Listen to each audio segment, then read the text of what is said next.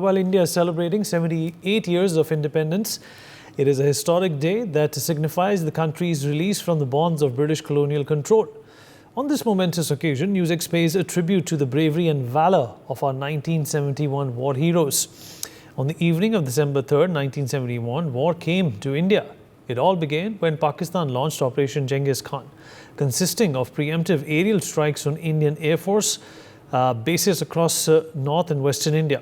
Following the strikes, India declared war on Pakistan, marking their entry into the battle for East Pakistan's independence, supporting the Bengali nationalist forces. India ended the war in 13 days and marked the formation of the East Pakistan as the new nation of Bangladesh. On December 16, 1971, the chief of Pakistani forces, General A.A. Khan Niazi, along with 93,000 troops, surrendered unconditionally before the Indian military in what was the world's largest surrender in terms of the number of personnel since World War II. Notably, the Indo-Pakistan War of 1971 was one of the shortest wars in world's history, fought for a mere 1 week and 6 days. While we know about the bravery and valor of our soldiers, there is more to this incredible story. From Operation Trident, Battle of Longewala, to the story of how India emerged victorious in a mere 13 days. Today, we will be taking a deep dive into the 1971 Liberation War with the aim to unearth the hidden truths and the lesser-known facts with some special people on the broadcast. Joining us today is a very special panel. We have the honor of being joined by Air Marshal Vinod Kumar Bhatia, a 1971 war veteran and recipient of the prestigious Veer Chakra.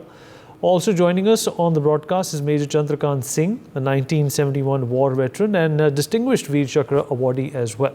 Last but certainly not the least, Satyajit Lall also joins us on the broadcast. He's the author of 1971 Strategy Campaign Valor, which provides extensive information of the untold stories, untapped sources, and unsung heroes of the 1971 war. Thank you everyone for being a part of this conversation. Satyajit, I'll begin with you.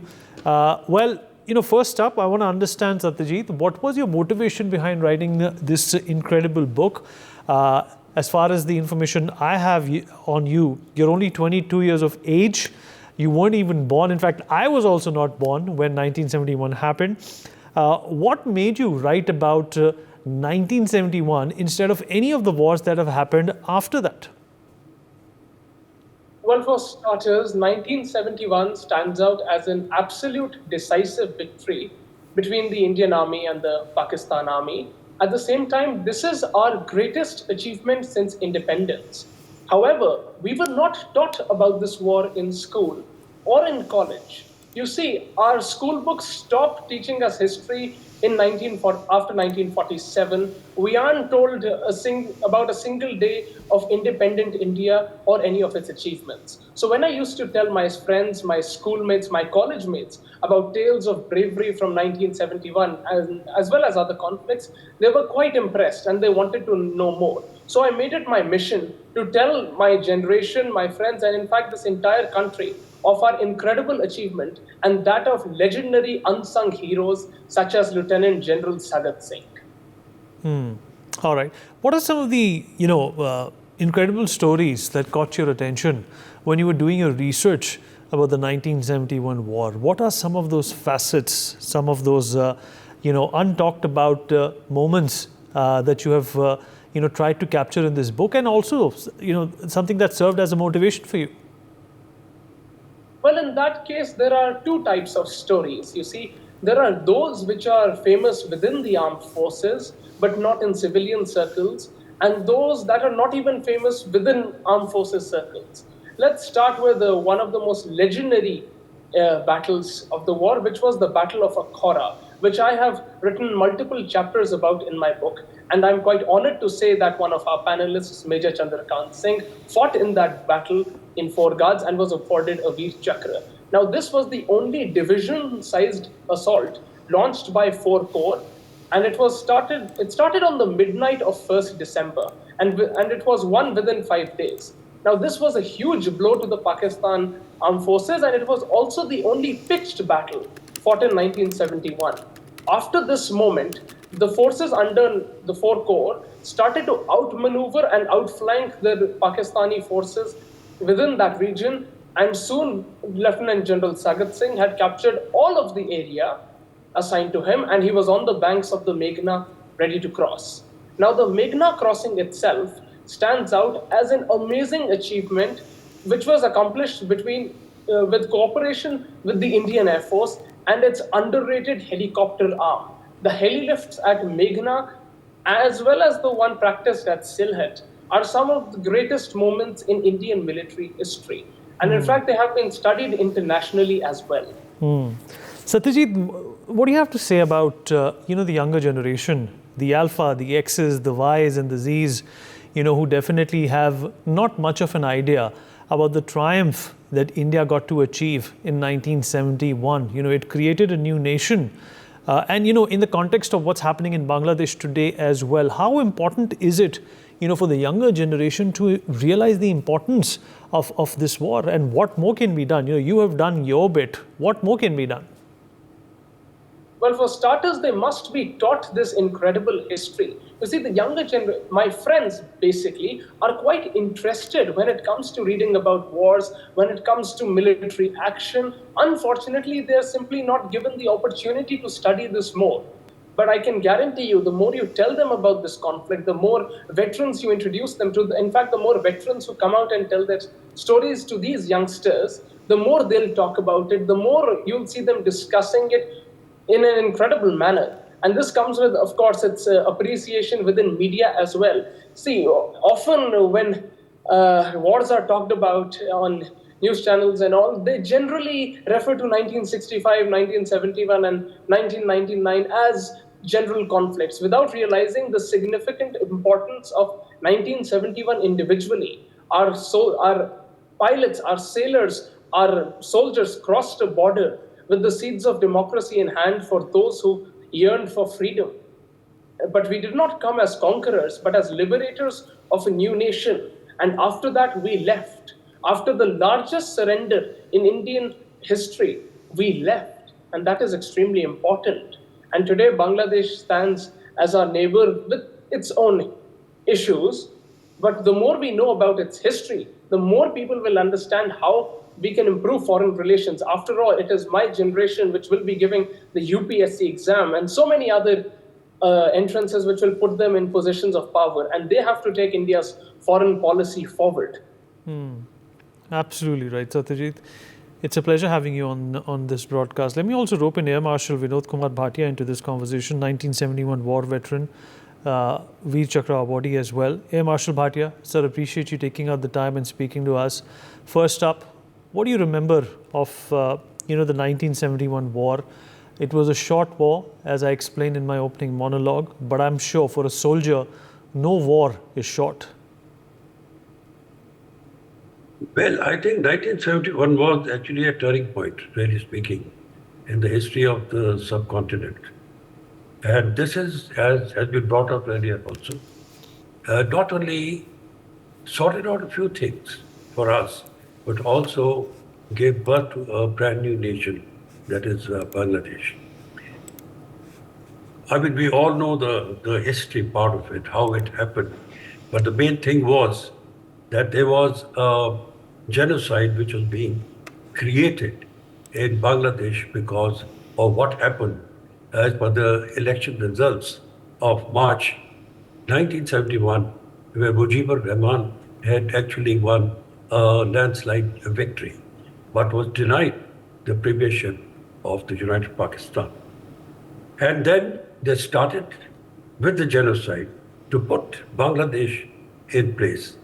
As you all remember, that a large number of people had to run away from their country, that is Bangladesh. And they were not in hundreds or thousands, but they were in millions. It was a great, shall we say, problem for India also, to have so many of these people coming from Bangladesh. We actually, our Prime Minister, took up this with all the world leaders, but actually nothing much was coming. And therefore we knew that we had to do something. I would like to take you back a little bit on this because all this happened in the month of March. And Mrs. Gandhi, who was the Prime Minister at that time, wanted an immediate solution. But we had to hold fast because of the monsoon, which actually makes Bangladesh, because the riverine country, is totally impossible for military operation.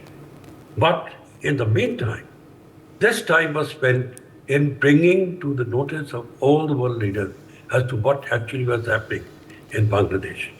And when the time became ripe, it was necessary that something should be done. But here, I would actually thank the Pakistani President, Jalhaya, to preempt us, and therefore actually the onus of creating or starting the war went on to Pakistan, because he is the one who actually declared a war against India. This was a green signal for us to unfold our plans and start what I may call as a blitzkrieg to actually liberate Bangladesh from the yoke and tyrannical rule of West Pakistan. So in context Now- of, yeah, go ahead, sir. Sorry. Go ahead, sir. Go ahead. So I just wanted to say, responding to what you have just shared with us, and thank you for that. In context to what's happening in Bangladesh today, how do you contextualize what happened in 1971? You see, basically, the main thing was that we wanted some kind of stability to come about. As I mentioned earlier, that more than a million people had come into India, the refugees from Bangladesh. And when Yahya started the war against Pakistan, it was a great opportunity for us to make use of and actually bring the war to a conclusion. Now, it was, if I remember correctly, on the 3rd of December, when we were subjected to a preemptive attack by the Pakistani Air Force on our bases. I'm talking about Air Force bases. But as you know, we were all prepared and there was no damage which was done. Only superficial damage was done to our airfield. And we were ready to go to war immediately. And this unfolded the very next morning, that is on the 4th of December. And we actually had a policy which was to counteract as to what the policy the Pakistani military establishment was propagating. They were saying that the defense of Pakistan or Bangladesh, at that time East Pakistan, lies in West Pakistan. And that is why they had actually started the war in West Pakistan. We actually took a dual, shall we say, course of action by retaliating on both sides, that is on the west and on the east. And while they had actually,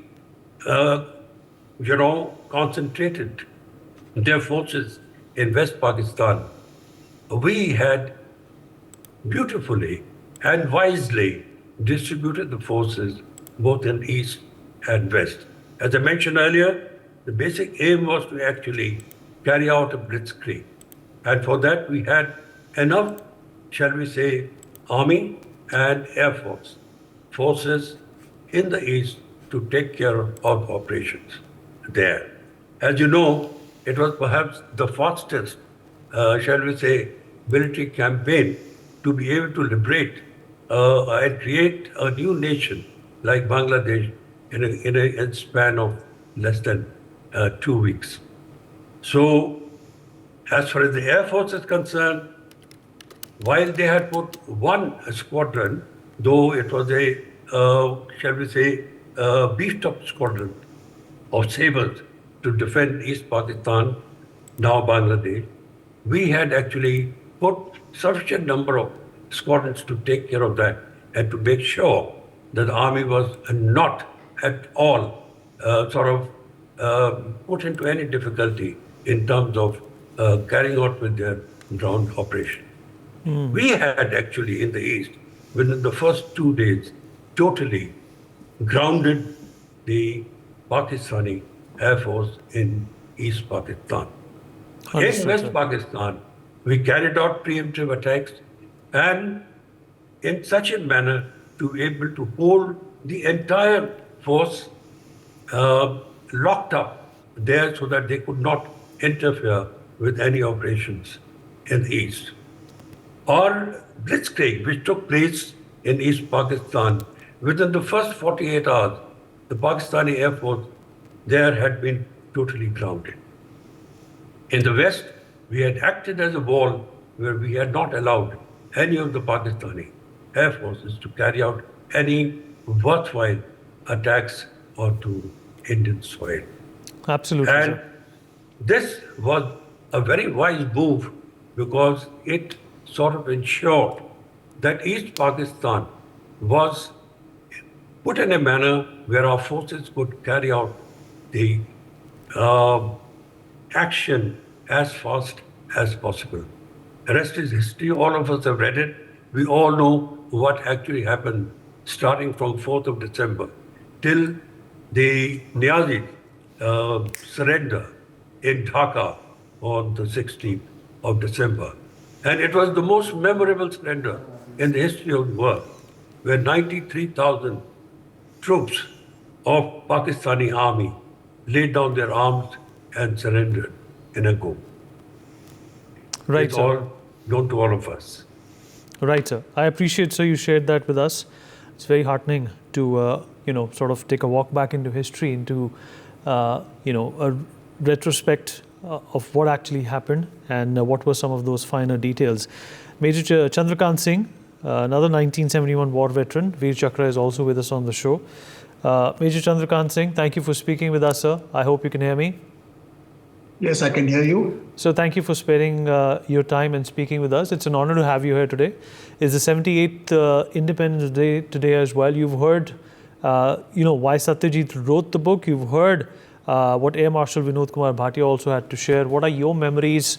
Some of those salient memories that you can dig out when it comes to the 1971 war. And of course, then we will also talk about some of the other things that should be spoken about when it comes to this great war that India won.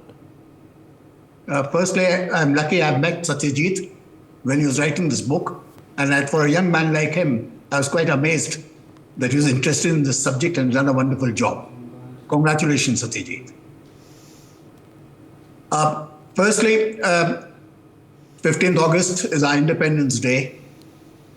But with the happenings in Bangladesh, these days, it is also useful for us to remember 15th August is also the 50th anniversary of the martyrdom where Sheikh Mujibur Rahman was killed by elements of the Bangladesh army. History has a tendency to repeat itself. It is the Bangladesh army which was instrumental in having the legitimately elected government of Sheikh Hasina brought down and she being exiled. The other thing I want to say is, as everybody has repeated, this was a victory unparalleled in the annals of warfare at any time in any country. But what is greater is that not only did we win the victory in a period of 10 or 12 days, 16th of December 1971, the Pakistan Army surrendered. On the 22nd of December, exactly a week or 6 days later, the Bangladesh government in exile under Mr. Tajuddin Ali Ahmed was brought over and handed the keys of the government of India to Bangladesh and told by the commanding general in Dhaka at that time, General Sagat Singh, now this is your government, your people, you run the show. We are here only to help you and support you if you need us at your request. In 7 days, we handed over the government and the whole nation, independent nation, to the legitimately elected representatives. The Americans entered Afghanistan 20 years or so, they stayed on there, left a utter mess. The same thing they've done in Iraq. And what people tend to forget is the Second World War got over in 1945. The Americans are still 75 years later, or 80 years later, are still in Europe. So we can rightfully take credit for this. The other thing, as an Indian and as an Indian Army officer, I'm most proud of, and which every Indian needs to be proud of, that during the time the Indian Army was in Dhaka, we did not have one case of a molestation of a woman or one case of looting by Indian troops. The same cannot be said of even the so-called civilized Western armies. And I'm not saying this alone. I'm going to read out from my book on General Sagat what Sidney Schanberg, the Pulitzer Prize-winning New York Times correspondent, on whom his autobiographical film, The Killing Fields, is made, what he has to say about the Indian Army. I don't like sitting around praising armies. I don't like armies because armies mean war. But this Indian Army was something. They were great all the way. There never was a black mark. I lived with the officers and I rode with the Jawans, and they were all great. This is what all the foreign correspondents who were there wrote in their papers, including the New York Times. Now that is a report, that is something which I think every Indian can be rightfully proud of. Sir, I also want to understand, in context to what's happening in Bangladesh right now, what do you make of it? And do you think that it's perhaps once again India's responsibility, to look at this mess in Bangladesh objectively? Well, I'm glad that you asked this question. And I can speak with a certain amount of authority. Of anybody in the Indian Army, a veteran of the Indian Army, I had the longest tenure in Bangladesh. From March 71, Zia Rahman, later on the president, and the late husband of the principal opposition leader, Khalida Zia, came over to India, and for the next 3 months he spent in my tent, most of the time. As far as Sheikh Mujibur Rahman is concerned, after his release from prison, I received him at the Dhaka airport on the 10th of January 1962, and then my battalion gave the farewell parade to him in 12th of March in Dhaka, 1972. So, and we had a long tenure, so we got to know, and I'm still in touch with people what's happening there. Remember that in 71, the Pakistan Army did what they did, and it's all been publicized. But the equal amount of atrocities, killings, and rapes were done by pro-Pakistani Bengali elements on their fellow citizens. The Razakars and the Mujahideen. There were Bengalis killing Bengalis. There were Bengalis raping Bengalis, particularly the minorities. This is exactly what is happening now. My friends in Bangladesh have sent me videos and photographs of what the events that are taking place there. It is horrific. It is for us, for everybody to understand what is it in the psyche of these people that turns them into subhuman human beings. At some stage, India will have to take a more proactive role, because with the pro-Pakistani and radical elements now backed or supported by the army, back in power, the atrocities on the minorities are going to increase. And by minorities, I don't necessarily mean just the religious minorities. There are also racial and ethnic minorities in the Chittagong Hill Tracts. India will have to take a more proactive role. In what form it will take in It's too early to say, but we will have to take a more proactive role in it. And I understand why it is happening, because as far as the Bangladesh army is concerned, because my friends in Bangladesh, who are themselves veterans of the Mukti Bahani, had warned me beforehand that there are elements in the Bangladesh army who are inspired by the role the armies plays in Pakistan and other West Asian countries. They are not reconciled to working under a democratically elected governments. Now, till that changes, till the armies of the Bangladesh or these countries are made to play their rightful role and not have an exaggerated opinion of themselves and ruin their countries, this will go on. But India will have to play a more proactive role. We cannot see it happening. We cannot again have 10 million minority refugees flooding into India.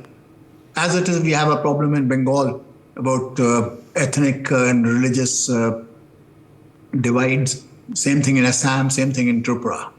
For more such videos, subscribe to the NewsX YouTube channel, hit the bell icon.